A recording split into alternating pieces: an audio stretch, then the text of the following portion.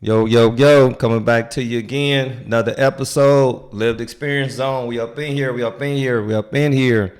Today, this is the day that the Lord has made. We're going to rejoice and be proud in it. Man, coming to you one more time. We got another good one for you. Got my boy in the building. You know what I'm saying? This is real surreal. It's another one of those special moments, man. Get an opportunity to chop it up with him a little bit, kind of see what's going on with him, what his life look like, or what it's gonna look like, how it got to where it is right now. We're gonna get to that. So without further ado, I want to welcome my boy Tavo into the Lived Experience Zone. Thanks for coming through, bro. Appreciate you. Thanks for having me on. For sure, for sure. So let's get into it, man. Like, what's going on, man? Let you introduce yourself, man. However you feel free to do that. Go ahead. The mic is all yours, brother. So my name's Tao Vega. Currently, a couple of my roles is the outreach coordinator for Project Rebound.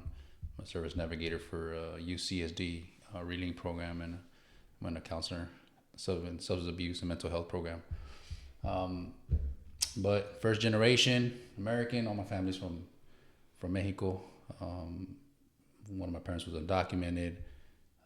Born in Oakland, they moved to Modesto, they moved to Mexicali, Mexico, crossed over back again to El Centro, and spent the majority of my childhood there until I was incarcerated.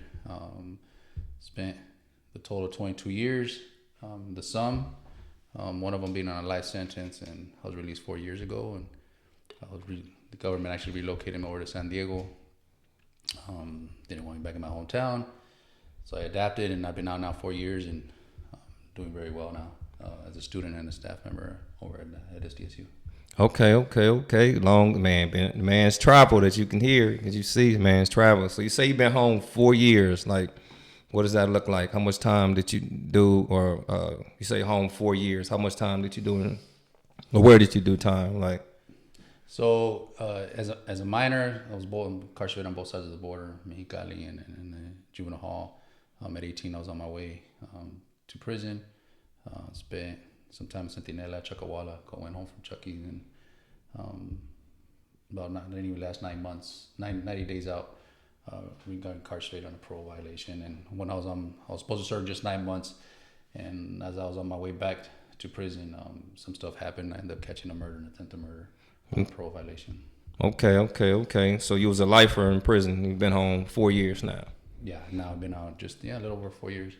So what's that process been like? You say you've been home 4 years because you say you outreach coordinator for Project Rebound, service navigator, correct me if I'm wrong, for SD, the other university. UCSD. Man, that's big, man, to be home 4 years, man. I think that's the main one of the reasons why we're here in this lived experience zone. Like, talk to us a little bit about what that process looked like, coming home after being a lifer in 4 years and having those accomplishments. It's been very challenging. I got these roles and they look, pretty healthy positions and doing well. But the reality is, it's been a major struggle. I'm not from San Diego. Like I said, on the day I got released, the plan was to go back to my hometown, and I had everything pretty much set up: transportation, vehicle, housing, job, everything. But the day I got released, I landed on the plane in San Diego. I hugged the family. My sister handed me the phone, my parole agent, and everything just got, all the plans just went out the door, everything I had going on. They kept me here in San Diego, put me in sober living, and the reality is I felt extremely vulnerable, high anxiety. They put me in an environment. The only two times I actually been in San Diego was when I went through Donovan prison twice, in the 90s and in 2003 or so. But it's been a roller coaster ride.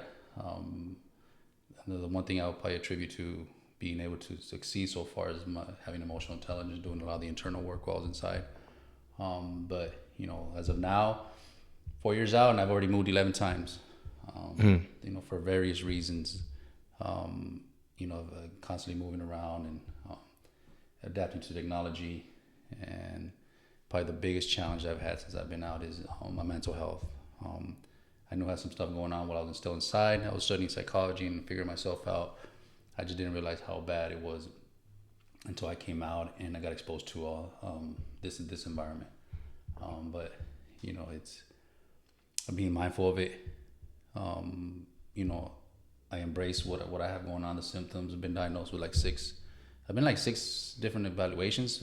Most of them through because I was a lifer and I had to go through all these board hearings and psych evaluations. But yeah, every time I go, I get diagnosed with something different. They still haven't. It seems like they still haven't figured out what's going on with me. But I know what's going on. I feel symptoms, and it's these 4 years have just been a constant grind. Being away from family, meeting new people out here, developing new friendships, and traveling a whole lot to go see the family, and eventually discharge parole. But I was, instead of going back home, I stayed here in San Diego. Looks like I'm probably here for the long haul, but yeah, a lot of it is because I got kind of set some roots here and build up myself, put myself in a position where now it looks like I could do extremely well here in San Diego. Nice. Now I know a lot about Tavo because we work together, and friends and classmates and all that good stuff. And something he said, and I just want to go back a little bit about being coming home and being on parole and having parole and kind of having that different mind state of people that's been incarcerated, where maybe it's a little bit more like a control thing. And then you talked about being here and then having your parole officer saying, no, we don't want you home, we want you over here. So I know that was a major shift that a lot of people probably would, fight or flight probably would have kicked in. And I know now from talking to you, like if you can share a little bit about like now, I can see why, like connecting the dots when you're so passionate about advocating for students at Project Rebound that maybe have parole officers that you built a rapport with to be able to advocate for that education being seen as something like a job. You know what I mean? Can you talk a little bit about like, did you learn from that experience from you having to have a parole officer that maybe didn't understand school and now you advocate so much for that?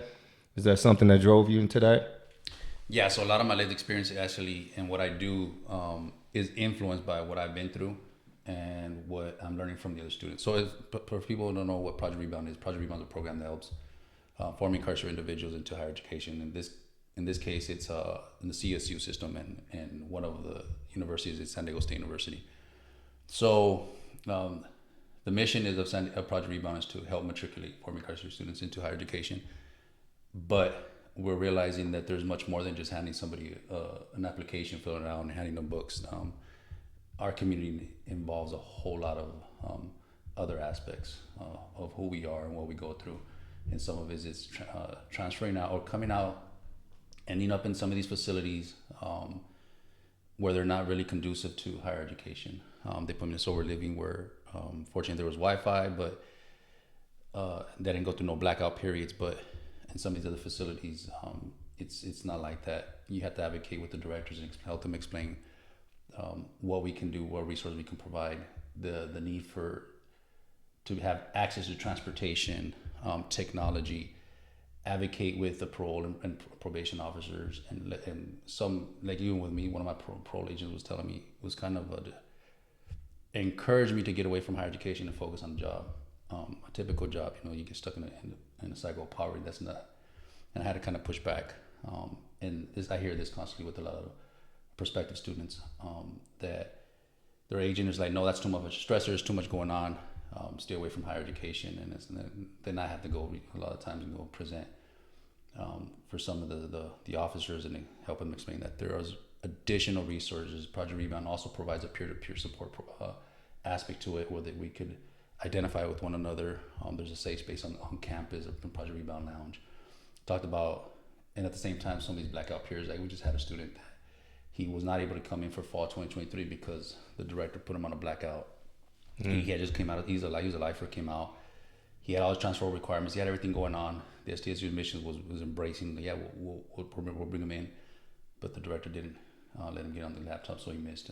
Fortunately, he's able to come in for spring now, 2024. But then there's a mental health aspect to it. A lot of this stuff. We sometimes encounter staff, faculty, other, I'll just say resource providers, and I know they mean well, but our community is kind of a little bit different when it comes to the trauma we go through. How people speak to us. We usually we're hyper vigilant about certain things, and what people don't say sometimes is what we actually pay attention to. And so I go out a whole lot, present, like I said, I was speaking to judges, spoken to federal probation officers, parole agents, staff and faculty on campus, and go talk to directors, and talk about what Project Rebound can do. I do a lot of presentations in the community, and when I do, there's a balance between what Project Rebound has to offer and my own lived experience. I found there's a balance in between there, and it's really also empowering our peers, just as involved peers. Sometimes they do not know what resources are available. Inside prisons. They offer college programs, especially now that they offer federal Pell Grants. They don't know what. They have probably never heard of Project Rebound or Rising Scholars or Underground Scholars. These are also programs that help former incarcerated at the community college at the UC level. And it's sitting down with them. I'll usually drive over to the sober livings, wherever they're at, and I'll sit down with them and help fill out the applications and go through this whole process of getting them into SDSU. Nice. Yeah, I know. I see the passion. I mean, I know this man right here, he be getting it in, outreach, man, and getting it in, like king of the crop when it comes to outreach, man, always involved, always out in the community. Yeah, I don't mean to put him on the spot right now, but yeah, he received an award from the Congress lady. Was that Assembly member Keila Weber? Yeah, he just got honored on that, which is really big. Invited me down there with that. Appreciate that. Yeah, education is real big. I mean, thanks for explaining what Project Rebound is, which we didn't do in the beginning. So just letting people know exactly what the program is, what it entails, and how to do it, how to support higher education. So it seems like education with your path has provided that safe space for you. Like how did you get involved with the education? Like, is it something you started while you was incarcerated? Like, how did you, because I know in prison, like we both know a lot of people work in PIA jobs or which is the prison industrial, I forget what those letters, yeah. And it's like, or be porters or something like that. But how did the education component, how was you introduced to that again? So by the time I hit junior high, I had lost complete value in education because everybody around me. And so I'm really from El Centro in Pro Valley. It's all agricultural. It's field work right there. And everybody around me that looked like me worked in the fields or they cleaned other people's houses. So by the time I hit junior high, I didn't care about school. And I was always a smart kid. I would sit in the back of the class and listen to the lectures. I did absolutely no homework, but I would pass the exams. I would ace the exams, and that's how I was passing from grade to grade. Then I got involved, the gangs and drinking, all that substance abuse, and then eventually I got kicked out. I'm supposed to, technically I'm a high school dropout, but really I didn't drop out. The school system kind of bounced me around from school to school, and then they just gave up on me. And then went to prison. Got out at 21, returned on a life sentence, and I just happened to land at Iowa State Prison where they offer the college program. And I had somebody from the area right there, and he kept bugging me about school. He was enroll, but I was a lifer. I was going through that phase of wanting to die in prison. What's the point? I was going through that whole phase, and I was using, selling, all that stuff. But one day, he just to get him off my back, I told him, just go ahead and enroll me. The intention was to just get him off my back, leave me alone. Here, a couple of days later, I get a ducket, go to the education department. They test me, and I scored wherever at the reading, math. A couple of weeks later, here I'm getting books for 2 classes I enrolled in. It was a trip because I committed to it because I had told the homie just go ahead and enroll me. So it was more like an honor thing, just keep my word. But I really still didn't care about school. And as I'm doing my work, I'm feeling good about myself. I'm getting feedback from the professor, and as corny as it sounds, little smiley faces and stuff like that, little feedback. Hey, you're doing great. It just did a whole lot for my confidence, and I started feeling good about it. And then by the time I complete the final grades for those for that semester, those 2 courses were A's. Excuse my language, but I felt like I was a shit. Right. I'm in there. I was like, man, this feels good. Right. Went back, registered for 4, and then for the next few years, I was registering for 4 or 5 classes a semester. Right. In the summer, I was taking 2, 3 sometimes. So that's where the beats came from, because we in the grad school together. And I didn't mean to cut you off, but he be killing it right now. I see what the Mays be doing now. and yeah, I was hungry for higher education, for school, for knowledge, and it was a trip because I grew up in poverty, both sides of the border, gang stuff, and what education was doing me was I was starting to understand society. I was starting to understand the bigger picture. At the same time, I was going through a lot of self-help programs, and again, I was just manipulating the system. You know, I was a lifer, and people tell me you have to go to these courses and get certificates and chronos. And I was going in just to get, manipulating the system. But as I sat there, I started listening to our peers, people that did not look like me. I'm listening, and we're like, I was identifying with them, with a lot of, it was, absentee parent, child abuse, neglect, violence, substance abuse. And I started to understand, like relating to them. And, the environment of prison, not everything's racist, but, a lot of segregation going on. And I got indoctrinated to that whole thing in my first term. So I was as bad as it came for a while. And, but my humanity started to grow as I started empathizing with people that didn't look like me. My sense of being and this being a human being started to grow inside me, developing compassion and caring. And then from hate, how do you hate somebody when you actually like somebody? So here I was going through self-help programs, developing internally, maturing, but at the same time I was getting this education. And I started to see the bigger picture, like mass incarceration, what this means. So the combination, it really got me to think differently. So, I don't know, 2008, I had this counselor approach me, Palo Verde Community College at Ironwood. He goes, how long have you been in school? I go, a couple of years. And he goes, you don't plan on graduating? I go, I don't know. Like, I was just taking courses. Right. And I go, let's sit down. And we looked it over, and he's like, you got courses, you can graduate. And I'm like, all right. And we went through the whole ceremony. We had the ceremony, the graduation ceremony. I don't know, 50, 100 of us graduating. Families right on the yard. It was a trip. They were happy. And I took 2 years off from school. And I went through this whole process, like really questioning myself, what I was doing.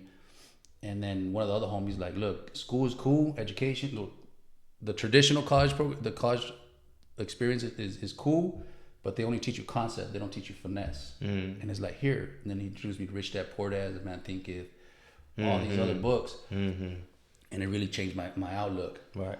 So I just got immersed in that kind of school. Again, self-help programs. Then I started, some of the people, the homies were like, hey, dude, like, everybody's leaving the yard.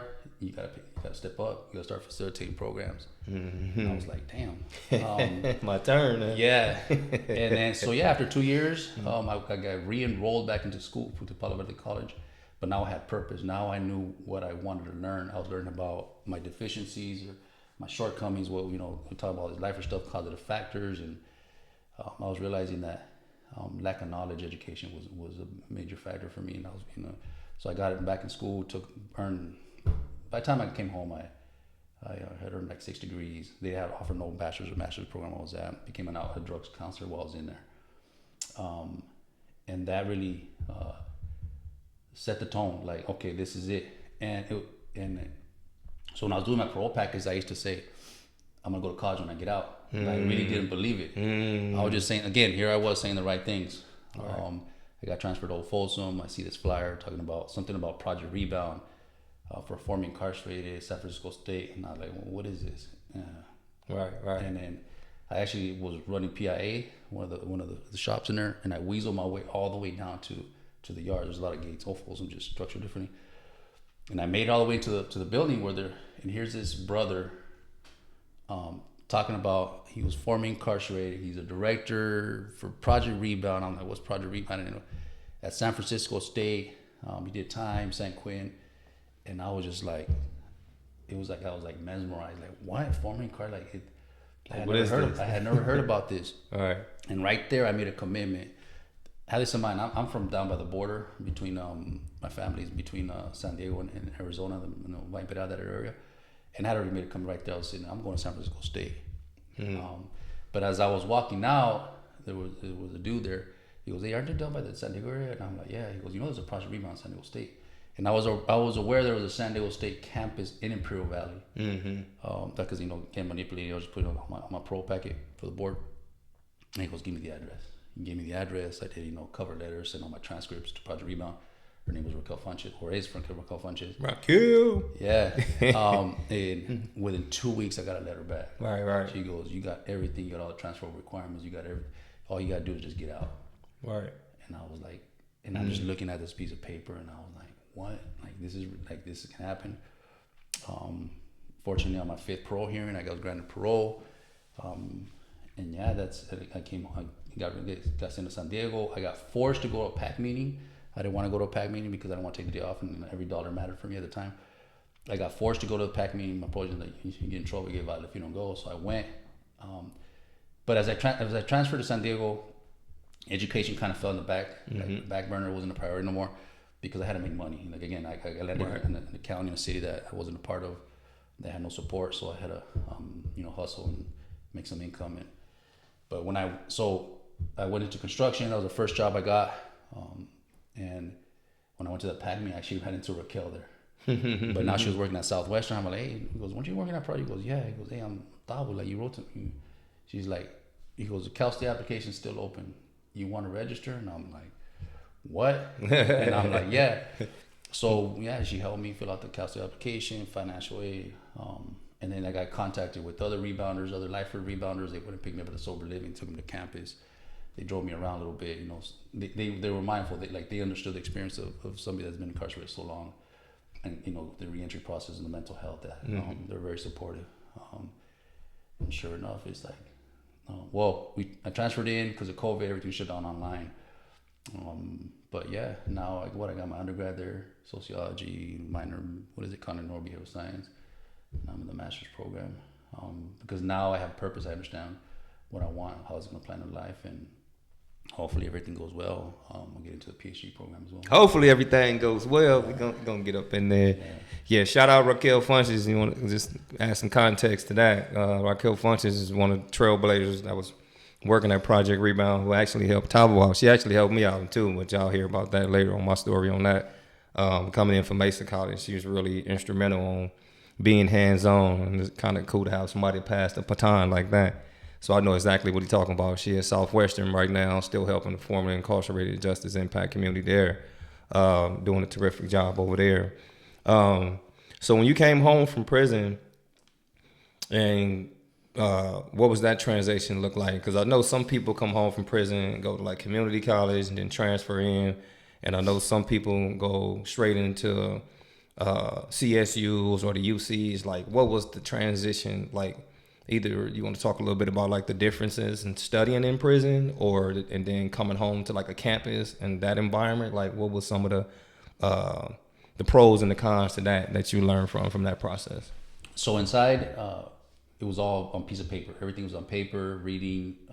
There was no professor, so they'll just send us the syllabus, the curriculum.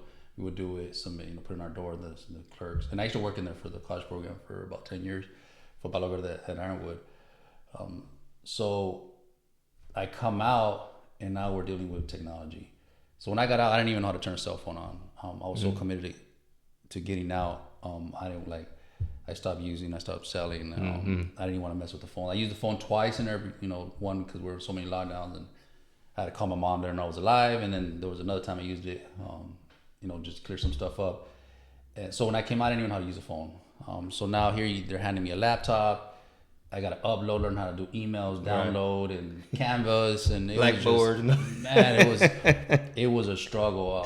I made a lot of phone calls accidentally on 2 a.m. as I'm playing with the devices, and people are like, "Why are you calling?" I go, "Man, I'm sorry. I don't know what I'm doing. I'm learning."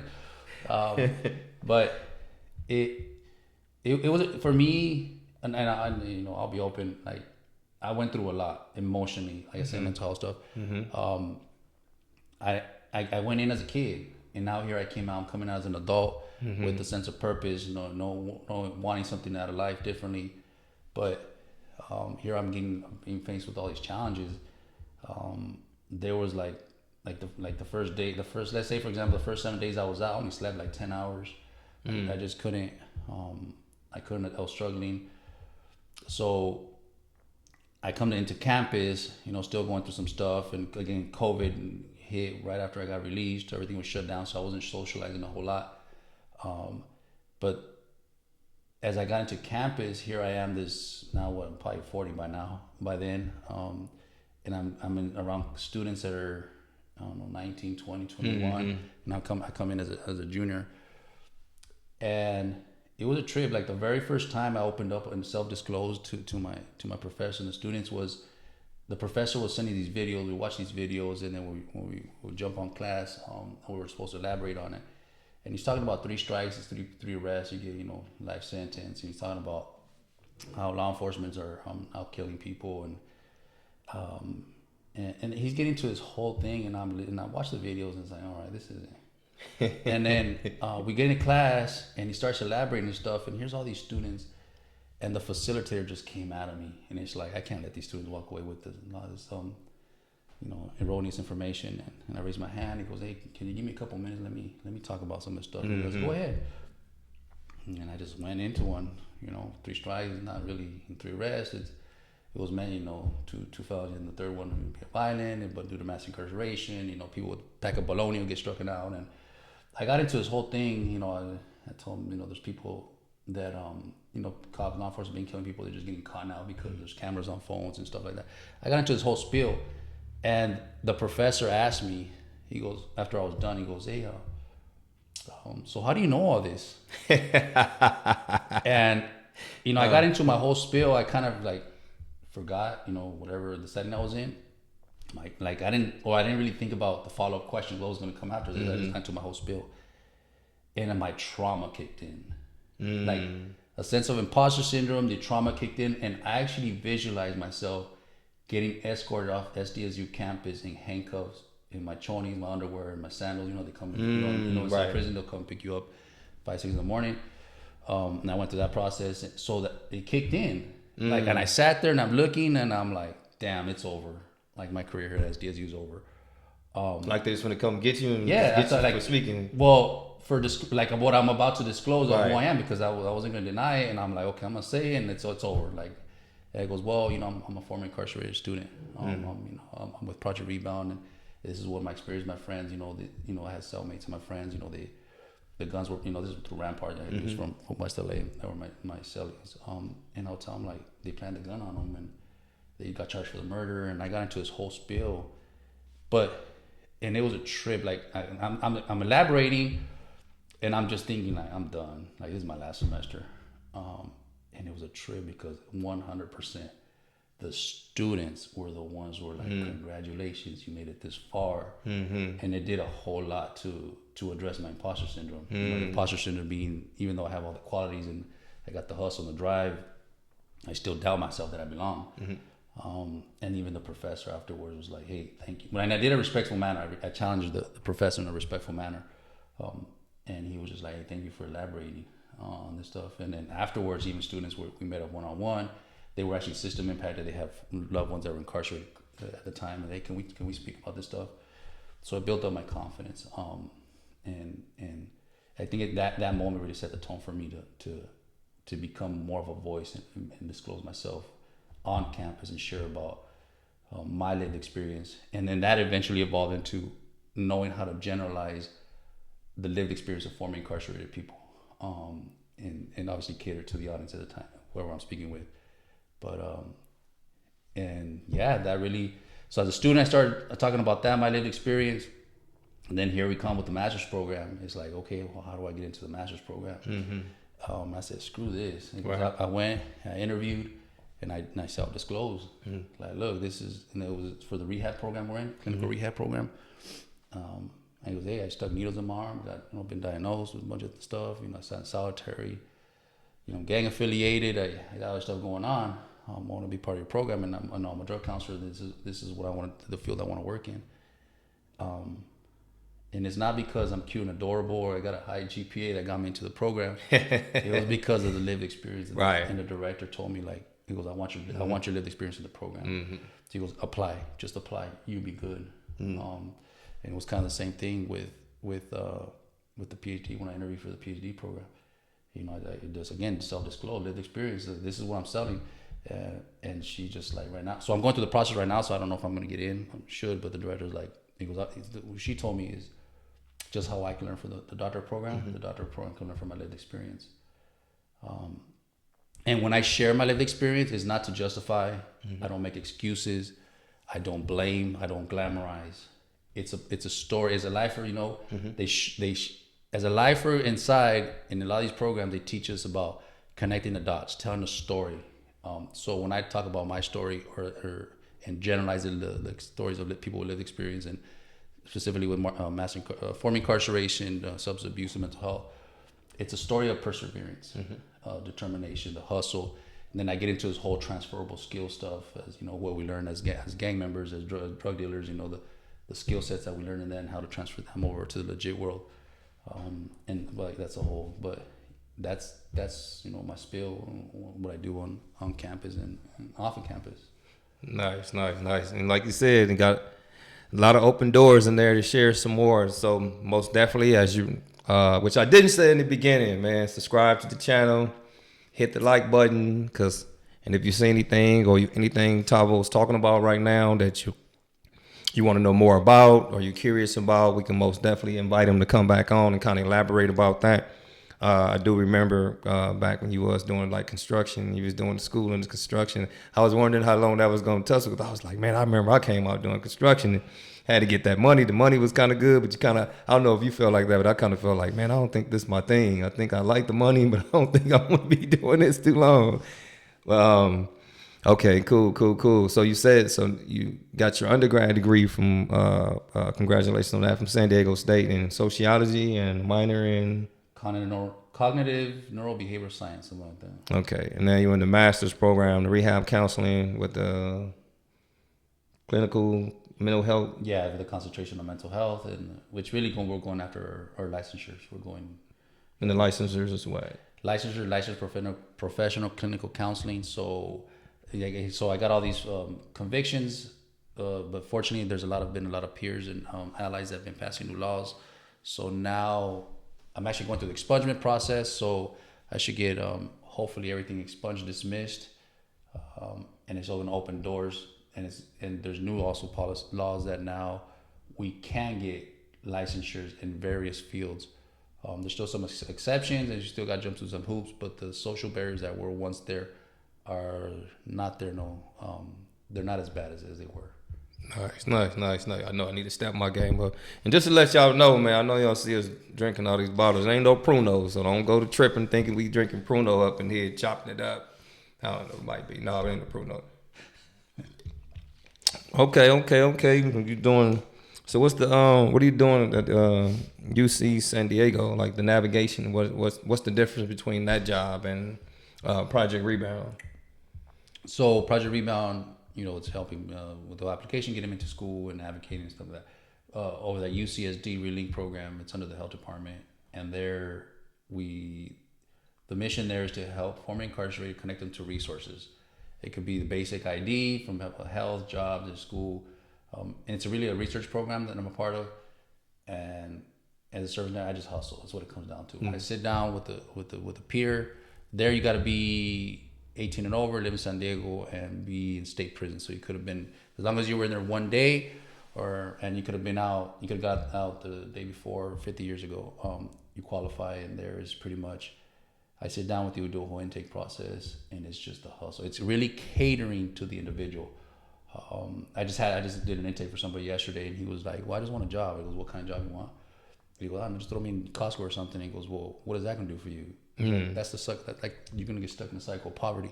So here we go: advocacy, understanding the system, understanding mass incarceration, parole, how some of these they put these policies out as they're oppressive and keep us down.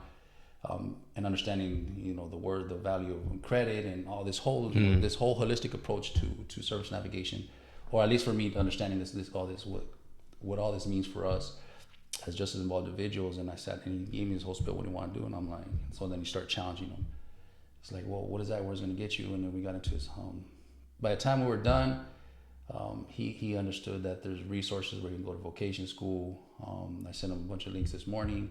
Now he's really thinking about a career path and not just a job, and what that means for him as he climbs up and out here in society. So it's really it's me understanding what the needs are of the individual, kind of reframing sometimes his perspective, explain the resources, and once the individual makes a decision, then it's pretty much what it comes down is hustling. Hustle for the individual. If I don't know, I'm gonna start making phone calls, show up on bars, doors, and hopefully put the individual on a path where they can succeed.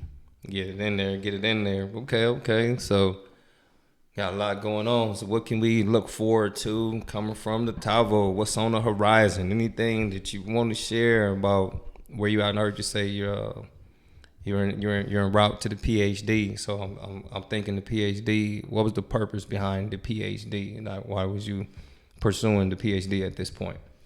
Um, in part, it's just a challenge going for it. Getting just because it's there, and there really hasn't been any that I'm aware of. Nobody's formed Carson San Diego State has been a PhD program, so it's a challenge. But it's really since I've been out, obviously I got a different perspective of life and the opportunities and the challenges that we face, and know the need to always advocate for us has really given me a perspective that we need to be in those positions as well.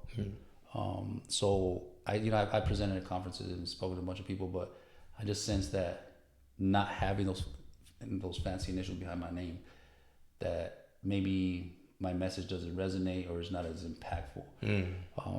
But recently I got denied a job.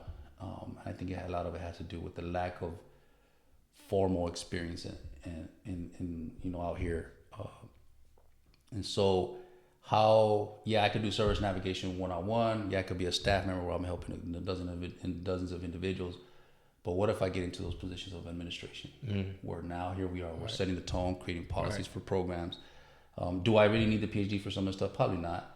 I'm pretty sure I could do it without it, but having it and doing research and collecting data and being able to provide the data with a combination of lived experience about who we are, I think it could do a lot with changing policies and me getting certain positions that are higher up, and now being able to bring up and hire other just as involved individuals and how to address our needs and accommodate us for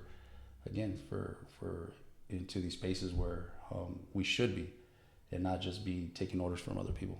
Nice. Well, I appreciate you coming through, man, and dropping them jewels on us. Like, been a major inspiration for me, being able to know you and be around you and see the passion you move behind it. Like, I honestly, just to let y'all know, I wouldn't even went into the master's program if it wasn't for this man right here, because I was like debating on it, thinking about it, and he's just like, man, we get in here, like, let's do our thing. Like, these spaces for us, like, we can reach higher. And I was just like, okay, like, what that look like? And then he started painting the picture, and I was like, all right, let's go, let's get in there. Got in there, and it's been like a journey to be on this ride with you throughout this rehab counseling program, because I mean, going into, like, I often hear a lot of our students at Project Rebound, because I work in Project Rebound too, as student assistant, inclusive communication coordinator. I'm like the male person over there, try to make sure the mail get responded to and received and all that. But often people ask me, a lot of our other peers, because we haven't had at San Diego State, SDSU, San Diego State, Project Rebound, a lot of master students all at one time like that. And we have a lot of people that's aspiring to get into it. And they were asking me about, like, what program to go into, and I always tell them about how I felt safe going into the program, because I know you was there, I know Sylvia was there, I know Danya was there, I know it was like my peoples was in there, and we was all like gonna be able to study together. So it felt better being in the program with the support that's there. So I appreciate your support that's being there, and I'm watching that PhD program with you too, my friend, from the side. So I just want to, like, give you one last opportunity, like, if there's anything you want to share, and I do got, you know what I'm saying, a gift over here for you that I'm going to present you with, but if there's any last words you want to leave everybody with before I present you with the gift, and also we can bring Tavo back, like I said, anything he talked about that you want him to come back and elaborate on about, I can reach back out to him. I'll leave his information in the bio. You can reach out to him along with how they be tap in with him at Project Rebound, but I'll give you the mic one last time and let you see if there's anything you want to, like, leave the people with, or something you want to talk about that you didn't get a chance to. I'll probably touch a little bit on the lived experience and the transferable skills.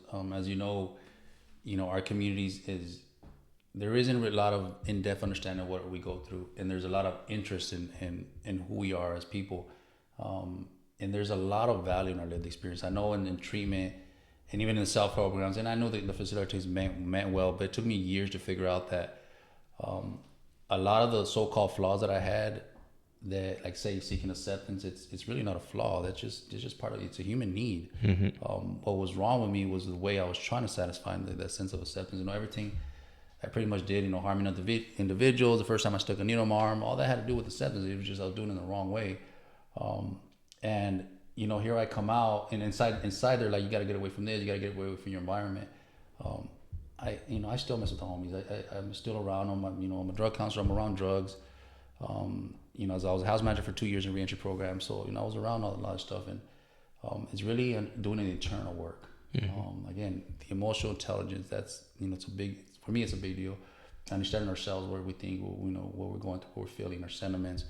Embracing our traumas. You can't can you really cure them? I've been last time I used heroin was in 2011 or so. What's that? 12 years now, 13 years, and I still smell. I can still taste. I can still taste the meth going down my throat. I can still feel the heroin going through my bloodstream, and there's nothing around. That's just part of addiction, and I embrace it. This is who I am. I don't run from it. And I know, again, here in treatment, they're talking about you got to cure and mental health. You got to do all this and that to cure yourself from mental. Almost every night I get up, I wake up in high anxiety. I'm on high alert. My exams, I need accommodations on campus. When we do in-person exams, I'm essentially literally the last person to submit my Scantron, my exam, because every time a student gets up, I look up, and my focus goes. I scroll out, and then I'm looking at the student like, why does the student get up? Then I got to look back down, refocus, read the question again, and then another student gets up. So I'm usually the last one or second to the last one to submit my exam. I'm still acing them, but it's who we are. And then this whole idea of transferable skills, I was trying to get away from it. Again, I was going through these programs and get away from all this, get away from that, stinking thinking, all this stuff. And it's the reason I think I've been doing extremely well, but I don't believe I know, is because all those skills we learn in the streets, being able to read people, be assertive, show up on time, right. The hustle, yeah, leadership, question people when you had to question them, being a part of a gang, you learn how to be a structure, you learn how to follow the lead. This team player stuff, being a drug dealer, you gotta. Set the tone, set boundaries, and right. Managing people, personalities, and I fully embrace a lot of stuff. And have I been accused of, hey, you still think like it goes? Yeah, I still think but it's principles. It's using them to right. I say using them in the legit world, but yeah, it's the same concept as when you hit the yard. What's the first thing you want to do? Because you want to learn, who's who. You want to who's working canteen, right. who's working the laundry, because you don't want to wear somebody else's dirty choni. Who's working, who has all the cleaner, the whirlwind, and it's the same concept. When I got to campus, who's who, where, and building networking. So yeah, this idea you got to run from everything. I mean, you probably got to get away from your environment to figure yourself out. Yeah, but at the end of the day, it's we have a lot of value in what we've been through. Right. Sitting in solitary, going without much. I mean, there's a lot that comes out of that. Yeah, it's traumatizing, but hey, man, it's I embrace it, and here I am, 4 years out, getting it. Yeah, so getting it. That's what's up, man. Appreciate you coming through, man. Let me see what we got over here in the bag for you. Had to go dig in the bag for you, man. See what we got up in that thing, man. It's kind of heavy. It's kind of heavy. Come see what we got up in there.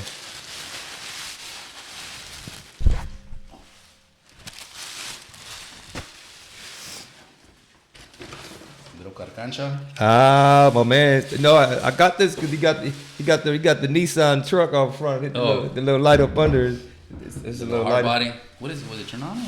In the store, this was in here, try me or something, but it's a little light up under here. Click a little. Oh, there you go. Because I was trying to get you something for the sports thing, but I know it's red Project Rebound. You got your little thing back there, so I was like, man, that might be tight, a little. Hey, trip out this. My dad passed away when I was 9 years old. I worked in Modesto at the time. He had a little truck like this. What? We used to jump on it and take the. It's a tribute. It has a little tree on here, but we used to throw all the garbage and the weeds and then take it down to the dump. And then, my mom, she couldn't take care of the truck. After my dad passed away, she had to sell it. And it's a trip. I often think about whatever happened to that truck. It was my little sister brings it up, and she's even younger than me, and she brings up stuff that I don't even remember. But yeah, we had a little truck like this. My dad did. That's crazy because I went to the store. It jumped out at me. I promise you. I was like, Something's up with this truck. Like, let me just grab that real quick. Hey, man, I appreciate it. Most definitely, Hey, bro. thanks for having me on, I man. appreciate you, bro. Thanks for trusting me. And For sure, man. Hey, man, we gonna do some more lived experience zone. This is what it's about, man. Y'all heard it from Tavo right here, man. When you listen to this, you're gonna hear my man talk about lived experience through this whole conversation. This is what this is about, man. This is what we trying to do. Open platform for us to just come in here and just chop it up a little bit, man. So I'm gonna let y'all go. Tune in to the next episode. Appreciate y'all, man, and stay on point, man. Like my boy said, man, love over conquers all, man. Just love life, love yourself, man. And if you can't find a way to do that, reach out to somebody and try to find that, man. Because once you find that, you're gonna be better off. You know what I'm saying? Peace out. Till next time. Thank you.